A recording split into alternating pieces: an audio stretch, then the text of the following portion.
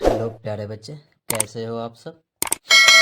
आज हम इस वीडियो में बात करेंगे क्लास 10th की मैथ का। ठीक है, यानी कि इस वीडियो में हम क्लास 10th के मैथ के लिए या फिर कहे तो ये सभी क्लासों के लिए उपयोगी होगा ये वीडियो। ठीक है, और क्लास 10th के लिए सबसे ज़्यादा उपयोगी होगा क्योंकि क्लास 10th में ही सबसे ज़्यादा ये अच्छे से बारीकी से पढ़ाई जाती है। ठीक है, तो बात करते हैं हम किसकी, प्रकृत संख्या की। किसकी बात करते हैं तो प्रकृत संख्या।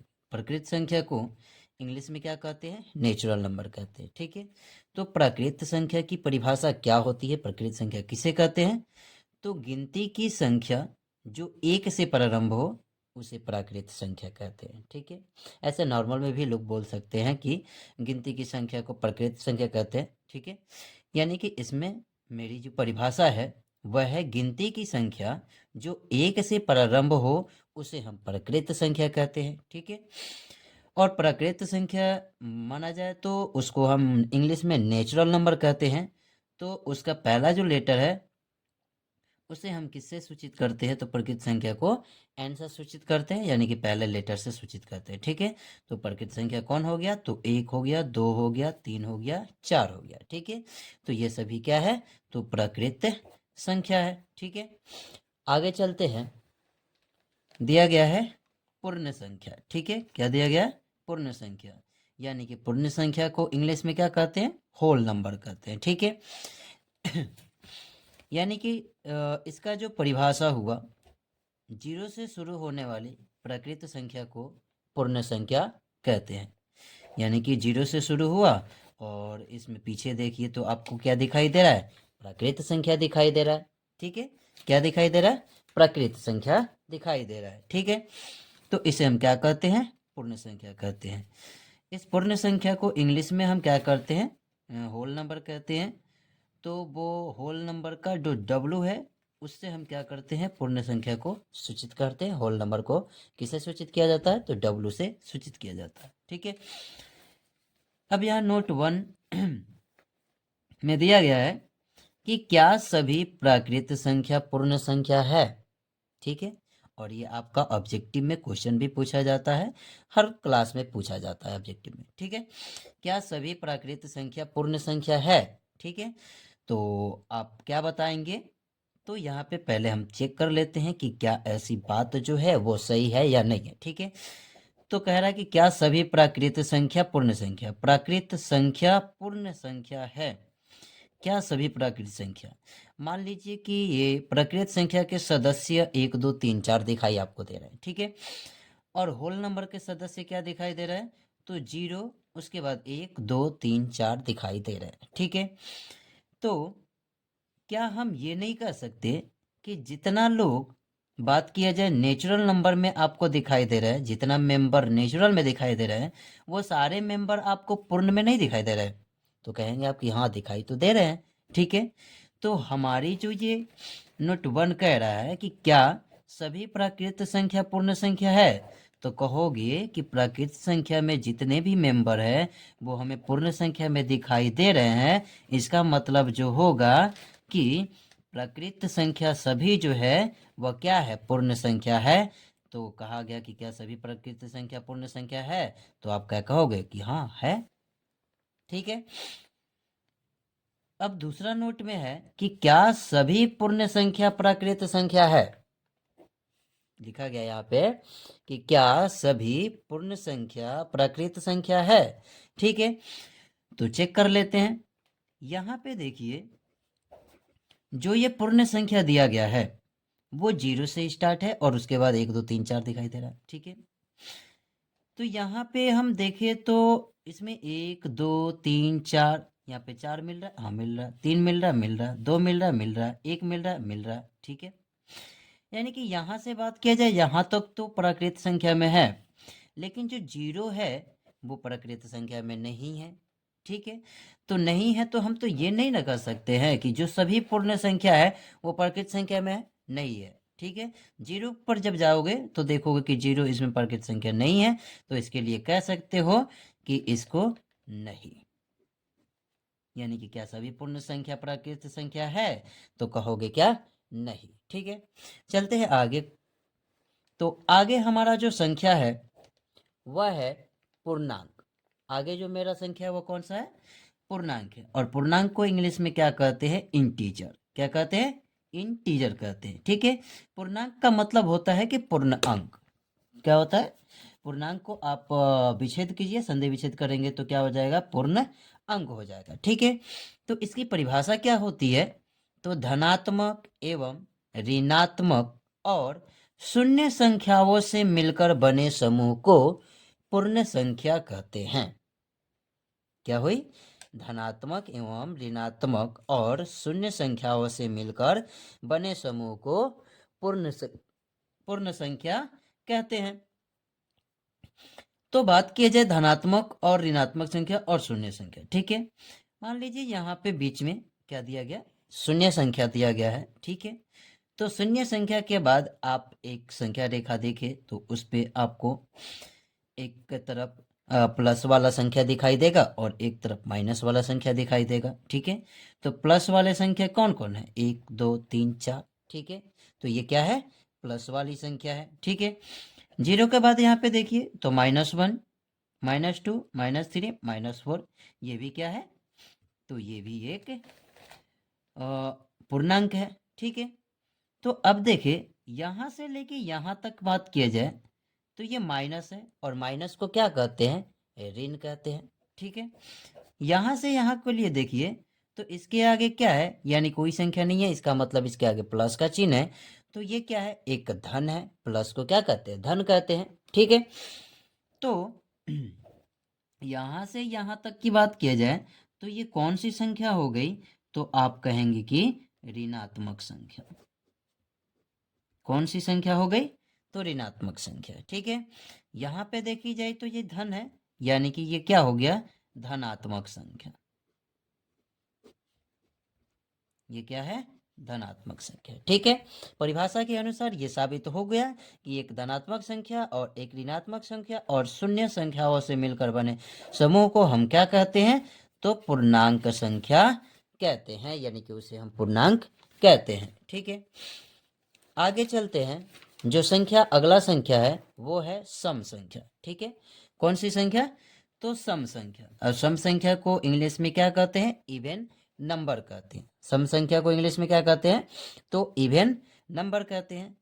तो इसकी जो परिभाषा है, वैसी संख्या जो 2 से पूरा पूरा विभाजित हो जाए उसे सम संख्या कहते हैं। ठीक है, क्या कह रहा है परिभाषा?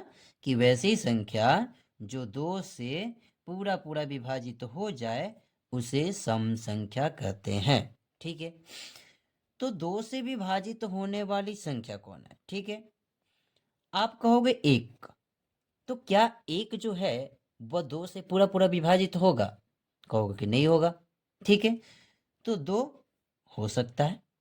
2 जो है क्या है? 2 से पूरा पूरा विभाजित हो जाएगा। ठीक है, 2 के बाद 3 नहीं होगा, 4 होगा, 4 के बाद 5 नहीं होगा, 6 होगा, 7 नहीं होगा, 8 होगा। ठीक है, उसके बाद डॉट डॉट डॉट ऐसे चलता जाएगा। ठीक है, तो ये सब संख्या क्या है? तो सम संख्या है। ठीक है, अब हम आपसे पूछे कि क्या 0 सम संख्या है या नहीं है? ठीक है, तो ये जो 0 है ये सम संख्या है या नहीं है? मान लीजिए कि आप 0 में क्या कीजिए? 2 से भाग दीजिए तो क्या आ जाएगा? 2 आ जाएगा, यानी पूरा पूरा कट गया। ठीक है, अब कट गया तो आपको कहने का ये अर्थ हो जाएगा कि ये जो 0 है वो क्या है? सम संख्या है, यानी कि ये पूरा पूरा कट जाता है 2 से। ठीक है, अब बात करें तो यहाँ पे 0 भी हो गया, तो क्या -2 जो है वह सम संख्या होगा कि नहीं होगा? आप कहेंगे कि 2 भी तो 2 से पूरा पूरा कट जाता है, इसका मतलब -2 भी है, वो क्या है? सम संख्या है। तो जब -2 सम संख्या है तो -4 भी सम संख्या होगा, और -4 सम संख्या है तो उधर -6 भी सम संख्या होगा, और 6 भी सम संख्या होगा, और 8 भी माइनस क्या हो जाएगा? सम संख्या हो जाएगा। ठीक है, तो यहां से यहां तक की बात किया जाए तो ये क्या है, धनात्मक सम है, धनात्मक सम है, ठीक है। और यहां से यहां की बात किया जाए तो ये क्या है, ऋणात्मक सम है। क्या है, तो ऋणात्मक सम है। बात समझ में आ रही है, ठीक है। चलते हैं आगे संख्या की तरफ।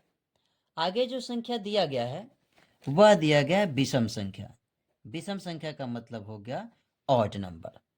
विषम संख्या को इंग्लिश में क्या कहते हैं, ऑड नंबर कहते हैं। और इसकी जो परिभाषा है, वैसी संख्या जो 2 से पूरा पूरा विभाजित न हो उसे विषम संख्या कहते हैं, ठीक है। सम संख्या के लिए क्या था कि 2 से विभाजित पूरा पूरा हो जाए, और विषम संख्या के लिए क्या है, जो 2 से पूरा पूरा विभाजित नहीं हो तो वह विषम संख्या होता है, ठीक है। यानी कि जो संख्या सम संख्या में नहीं आया था वो संख्या किस में हो जाएगा, विषम में हो जाएगा, ठीक है। तो यहां पे बात किया जाए 2 नहीं, 2 नहीं, पहले 1 जो है वह क्या है 2 से क्या हो जाता है, विभाजित नहीं होता है। तो नहीं होता है तो उसी को तो हमको लिखना है, ठीक है। तो 1 क्या हो गया, ये विषम संख्या हो गया। 1 के बाद बात किया जाए 3 हो गया, 3 के बाद बात किया जाए 5 हो गया, 5 के बाद बात किया जाए तो 7 हो गया, और फिर ऐसे ही क्या हो जाएगा, आगे की तरफ चलता जाएगा, ठीक है। अब यहाँ पे आएगा, जैसे कि हमने वहां पे सम संख्या में 0 को क्या माना था, सम संख्या माना था। तो क्या विषम में हम 0 को विषम संख्या मान सकते हैं, 0 को विषम संख्या मान सकते हैं या नहीं मान सकते, ठीक है। तो आप कहोगे ये तो 2 से भाग देने पर पूरा पूरा विभाजित हो जाता है, ठीक है। तो फिर ये विषम संख्या कैसे हुआ, हमको विषम संख्या में वैसी संख्या लिखनी है जो क्या है, 2 से पूरा पूरा विभाजित ना हो, ठीक है। तो 0 जो होगा वो विषम संख्या नहीं होगा। अब यहां पे बात किया जाए तो -1 हो जाएगा, हाँ हो जाएगा, -3 भी हो जाएगा, कोमा -5 भी हो जाएगा, कोमा -7 भी हो जाएगा, ठीक है।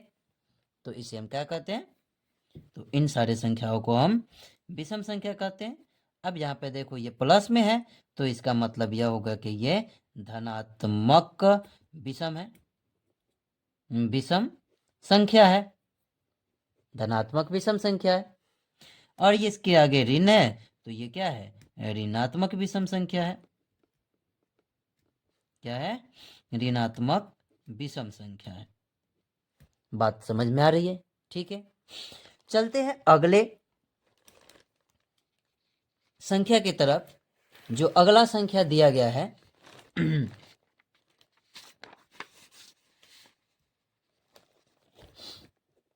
अगले संख्या की बात करें हम तो अगला संख्या है हमारा अभाज्य संख्या, ठीक है।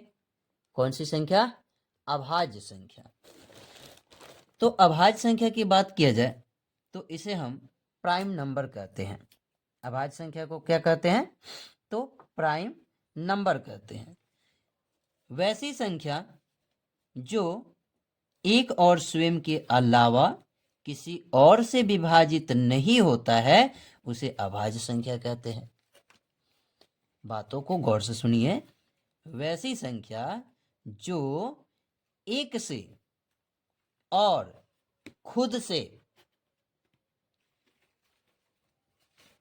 से और उसके अलावे किसी और संख्या से क्या हो, वो विभाजित नहीं होता हो तो उसे हम क्या कहते हैं, अभाज्य संख्या कहते हैं, ठीक है। या इसकी दूसरी डिफिनेशन है कि वैसी संख्या जिसका 2 अलग अलग गुणनखंड हो उसे अभाज्य संख्या कहते हैं, ठीक है। तो यहाँ पे वैसी संख्या जो क्या हो, एक और स्वयं से विभाजित हो, तो वो कौन संख्या होगी, ठीक है। तो यहाँ पे मान लीजिए कि ये जो 2 हो गया, 2 जो है क्या है, स्वयं से विभाजित होगा, ठीक है। स्वयं के अलावा बात किया जाए तो ये 2 जो है वो 1 से भी विभाजित हो रहा है और 2 से भी विभाजित हो रहा है, ठीक है। इसके बाद बात करें हम, तो 3 जो है, 3 जो है वो क्या है, 3 को अब भाग कीजिए, ठीक है। यहाँ पे मान लीजिए 3 को अब भाग कर देंगे, तो 3 से कीजिएगा, 1 से कीजिएगा 3 में, तो ये क्या आ जाएगा, कट जाएगा। फिर उसके बाद स्वयं से कीजिए, यानी कि 3 का भाग 3 से कीजिए, तो एक बार में कट जाएगा, ठीक है। यानी कि संख्या क्या हो रहा है कि 1 से भी कट जा रहा है और क्या हो रहा है, स्वयं से भी कट जा रहा है, तो वैसी संख्या को क्या कहते हैं, अभाज्य संख्या कहते हैं, ठीक है। उसके बाद बात किया जाए, 3 हो गया, तो 3 के बाद एक तो 5 हो जाएगा, ठीक है, और एक तो क्या हो जाएगा, 7 होगा, ठीक है, जो क्या होगा, एक से भी भाग लग जाएगा और खुद से भी भाग लग जाए। उसके आगे बात किया जाए तो 9 होगा कि नहीं होगा, 7 के बाद 8 जो है, 8 तो होगा नहीं, ठीक है। तो 8 के बाद जो 9 आएगा, तो क्या 9 जो है अभाज्य संख्या होगा कि नहीं होगा, ठीक है। तो 9 को बात किया जाए, 9 में 1 से भाग देंगे, 9 आएगा, 9 में खुद से भाग दीजिए, तो एक बार में कट गया, और 9 में आप 3 से भी तो भाग दे सकते हैं ना, ठीक है। तो ये स्वयं से कट रहा है और 1 से कट रहा है और इसके अलावा 3 से भी कट रहा है, इसका मतलब यह है कि यह संख्या जो है वह क्या है, तो अभाज्य संख्या नहीं है। क्या है, अभाज्य संख्या ये नहीं है। 10 तो होगा नहीं, 10 के बाद एक कौन आएगा, तो 11 आएगा, 11 के बाद वैसे जाइए तो आपको 13 आएगा, 13 से वैसे आगे बढ़िए तो 17 आएगा, इसी तरह ये आगे चलता जाएगा। अब आपको समझ में आ गई होगी कि कौन कौन सी संख्या जो होगी वो अभाज्य संख्या होगी। अब बात यहाँ पे आती है कि क्या जो 1 है, 2 के पहले क्या आता है, 1 आता है ना, तो क्या 1 जो है वो अभाज्य संख्या है या नहीं है, चलिए यहाँ पे देख लेते हैं। तो आपके कहने का मतलब यह हुआ कि जो 1 है, ठीक है, आप कहेंगे कि 1 से जब हम 1 में भाग देंगे, ठीक है, यानी कि 1 में जब कहा गया है परिभाषा के अनुसार कि 1 से भाग देना है उससे, तो 1 से भाग दीजिएगा तो एक बार में कट जाएगा, और इसको स्वयं से भी भाग दीजिए तो एक बार में कट जाएगा, ठीक है। तो यहाँ पे हम ये कहेंगे कि यह जो 1 है वह अभाज्य संख्या नहीं है। तो आपको क्वेश्चन बनेगा कि ये क्यों नहीं है 1, ठीक है, कि अभाज्य संख्या 1 क्यों नहीं है, क्योंकि आपने यहाँ पे तो क्या किया कि 1 से यानी कि भाग दिया, कट गया, स्वयं से दिया वो भी कट गया। तो इसको प्रूफ करने के लिए हम चलते हैं किसकी परिभाषा की तरफ, तो ये दूसरी वाली परिभाषा। कहा गया है कि वैसी संख्या जिनका 2 अलग अलग गुणनखंड हो, तो उसे हम क्या कहते हैं, अभाज्य संख्या कहते हैं, ठीक है। अब यहाँ पे देखिए, 1 का आप गुणनखंड लिखेंगे तो 1 इंटू 1 लिखेंगे, 2 का लिखेंगे तो आप लिखेंगे 2 इंटू 1 लिखेंगे, 3 का लिखेंगे तो आप लिखेंगे 3 इंटू 1 लिखेंगे, 4 का तो आप लिखेंगे 4 इंटू नहीं 4 नहीं 3 के बाद 5, क्योंकि 4 जो है अभाज्य संख्या नहीं है। 5 का लिखेंगे तो आप लिखेंगे 5 इंटू कितना 1 लिखेंगे, ठीक है। अब यहाँ पे चेक कीजिए परिभाषा के अनुसार कि वैसी संख्या जिसका 2 अलग अलग गुणनखंड हो, तो क्या इसमें जो आप देख रहे हैं क्या 2 अलग अलग गुणनखंड है, नहीं है, सेम है, यानी कि दोनों क्या है, बराबर गुणनखंड दिखाई दे रहा है, सेम दिखाई दे रहा है, ठीक है। और यहाँ पे आप जब देखते हैं 2 में, तो देखिए इनका गुणनखंड जो है वो अलग अलग गुणनखंड है, अलग अलग संख्या दिखाई दे रहा है। यहाँ पे देखिए अलग अलग संख्या दिखाई दे रहा है, यहाँ पे देखिए अलग अलग संख्या दिखाई दे रहा है। इसका मतलब यह हुआ कि यह जो संख्या है, एक जो संख्या है वह क्या है, तो वह संख्या जो है वह क्या है, तो अभाज्य संख्या नहीं है। क्या है? अभाज्य संख्या एक नहीं है। आपको याद रखना होगा ये बात है, ठीक है। तो 2 हो गया, 3 हो गया, 5 हो गया, 7 हो गया, 11 हो गया, 13 हो गया, 17 हो गया, ये सब क्या है? अभाज्य संख्या है। आगे बात करते हैं। तो यहाँ पे लिखा हुआ है कि सबसे छोटा अभाज्य संख्या कौन है, ठीक है। तो सबसे छोटा अभाज्य संख्या आपको कौन दिखाई दे रहा है? तो ये 2 दिखाई दे रहा है, ठीक है। तो सबसे छोटा अभाज्य संख्या आपका क्या होगा? तो 2 होगा, ठीक है। इसी प्रकार से लिखा गया है, दूसरा नंबर में लिखा गया है कि सबसे मतलब कि सम अभाज्य संख्या कौन है? क्या लिखा गया है? तो यहाँ पे लिखा गया है कि सम अभाज्य संख्या कौन है। तो सम, इसमें से देखिए आपको 3, 5, 7, 11, 13 ये सब विषम दिखाई दे रहा है, और एक मात्र 2 है जो क्या है? वह सम संख्या है। तो सम संख्या है, यानी क्या सम अभाज्य कौन हो गया? तो 2 हो गया। अब यहाँ पे बात करते हैं। तो 1 से 50 तक के संख्याओं के बीच बात करें तो कितनी अभाज्य संख्या होती है? तो वह होती है 15 अभाज्य संख्या। कितनी अभाज्य संख्या होती है? 15 अभाज्य संख्या होती है। और 50 से लेकर 100 तक की पूछी जाए कि इनके बीच में कितनी अभाज्य संख्या होती है, तो ये होती है 10 अभाज्य संख्या। कितनी होती है? 10 अभाज्य संख्या, ठीक है। आप ऐसे लिखकर भी आप काउंट कर सकते हैं कि 50 तक में, 1 से लेकर 50 तक में कितना होता है, ये हमको मालूम है, इसलिए हमने डायरेक्ट यहाँ पे लिख दिया, ठीक है। अब बात करते हैं, जब 50 से लेके 100 तक में इतना हो गया, 1 से लेके 50 तक में इतना हो गया, तो 1 से लेके 100 तक में कितना हो गया? तो इन दोनों को जोड़ दीजिए, तो टोटल कितना हो गया? 25 हो गया। यानी कि 1 से लेके 100 तक के बीच में कितने अभाज्य संख्या होते हैं? तो टोटल 25 अभाज्य संख्याएं होते हैं, ठीक है। चलते हैं अगले संख्या की तरफ। अगला संख्या है हमारा भाज्य संख्या। कौन सी संख्या? भाज्य संख्या। यानी इसे हम इंग्लिश में क्या कहते हैं? कंपोजिट नंबर कहते हैं। इसे इंग्लिश में हम क्या कहते हैं? Composite number. तो इसकी परिभाषा क्या है? वैसी संख्या जो एक एवं स्वयं से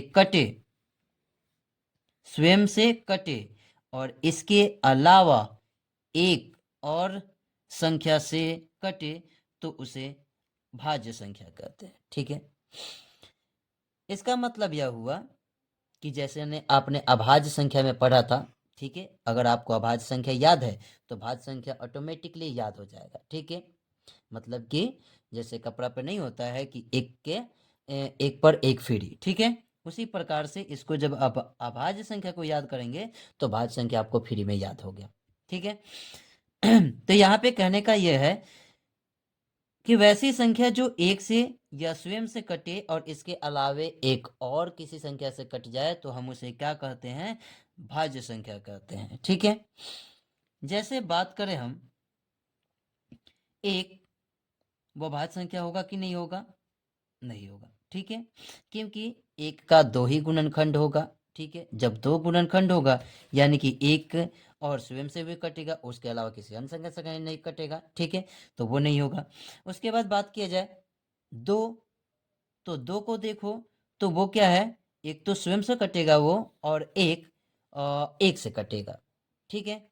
3 को देख लीजिए, तो 3 भी क्या है? स्वयं से कटेगा और एक से कटेगा, उसके अलावा किसी भी संख्या से नहीं कटेगा, ठीक है। अब 4 को देख लेते हैं। 4 जो है, ये 4 हो गया। 4 को आप देखिए, तो यहाँ पे आप 4 को क्या कर सकते? 1 से भाग दीजिएगा तो ये 4 बार में, यहाँ पे 4 में स्वयं से भाग दीजिए तो 1 बार में, और 4 में 2 से भाग देंगे तो 2 बार में। इसका मतलब यह हो गया कि यह कितने संख्याओं से कटना चाहिए? एक तो स्वयं से कटना चाहिए और एक से कटना चाहिए, और इसके अलावा किसी अन्य संख्या से भी वो कट जानी चाहिए संख्या, तब जाके हम कहेंगे कि वो क्या है? कि भाज्य संख्या है।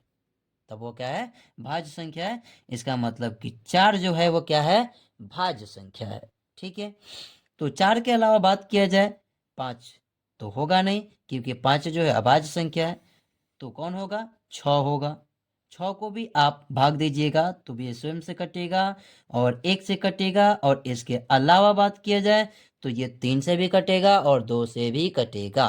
ठीक है, 6 हो गया। 6 के बाद बात किया जाए तो 8 हो गया। 8 के बाद बात किया जाए तो ये 9 हो गया। 9 के बाद बात किया जाए तो ये 10 हो जाएगा। 10 के बाद बात किया जाए तो 12 होगा। 12 के बाद बात किया जाए तो 14 होगा। 14 के बाद बात किया जाए तो 15 होगा। 15 के बाद बात किया जाए तो 16। 16 के बाद बात किया जाए तो 18। इसी प्रकार से ये आगे चलता जाएगा और आपको ये सारी संख्या लिखनी होगी। ठीक है, अब यहाँ बात करते हैं कि सबसे छोटा भाज्य संख्या कौन है। सबसे छोटा भाज्य संख्या की बात किया जाए तो देखिए इसमें सबसे छोटा कौन है, तो कहेंगे कि अब 4 है, तो 4 हो गया। ठीक है, सबसे छोटा भाज्य संख्या कौन है, तो आपका सबसे छोटा अभाज्य संख्या की बात किया जाए तो वो 2 है। ठीक है, अब यहाँ पे देखिए इन दोनों से अभाज्य संख्या और भाज्य संख्या से बहुत सारे क्वेश्चन पूछे जाते हैं मैट्रिक एग्जाम में। ठीक है, और पूछे भी गए हैं। ठीक है, जैसे कि क्वेश्चन पूछा जाता है कि अभाज्य संख्या मतलब कि अभाज्य संख्या का सबसे छोटा संख्या और भाज्य संख्या का सबसे छोटा संख्या का गुणनफल कितना होता है। ठीक है, तो इन दोनों का गुणनफल की बात किया जाए तो गुणनफल जो होगा तो 4 गुणे 2 लिखिएगा, बराबर में कितना आएगा? 8 आएगा। ठीक है, अब इन दोनों का योगफल भी पूछा जाएगा, मतलब कि जोड़। ठीक है, यानी कि 4 + 2 कितना होगा? तो 6 होगा। इसी प्रकार से इसका अनुपात भी पूछा जाएगा। अगर आपका ये अनुपात क्वेश्चन के हिसाब से बनाना होगा। ठीक है, अगर अनुपात कहता है कि अभाज्य संख्या की सबसे छोटी संख्या और भाज्य संख्या की सबसे छोटी संख्या, तो जो पहले कहा है उसको हम क्या कहेंगे? ऊपर लिखेंगे, और जो बाद में कहा है उसको नीचे लिखेंगे। अब इसको कटाएंगे तो 2 एकम 2 और 2 दूना 4, यानी कि 1:2 हो गया। ठीक है, अगर कहता है कि सबसे छोटा भाज्य संख्या और सबसे छोटा अभाज्य संख्या का अनुपात कितना है, तो उस टाइम हम क्या करेंगे? 4 को ऊपर लिखेंगे और 2 को नीचे लिखेंगे और 2 दूना 4 लिख देंगे, यानी कि 2 अनुपात कितना हो जाएगा? 1 हो जाएगा। ठीक है, 2 अनुपात कितना हो जाएगा? 1 हो जाएगा। तो ये हो गया अनुपात। इसके अलावा भी पूछा जाता है कि इन दोनों का, ठीक है, छोटा भाज्य संख्या और छोटा अभाज्य संख्या का आप क्या निकाल लीजिए? एलसीएम बताइए। ठीक है, तो एलसीएम की बात किया जाए तो इनका जो एलसीएम होता है वो कितना होता है? 4 होता है। ठीक है, आप करके भी दे सकते हैं।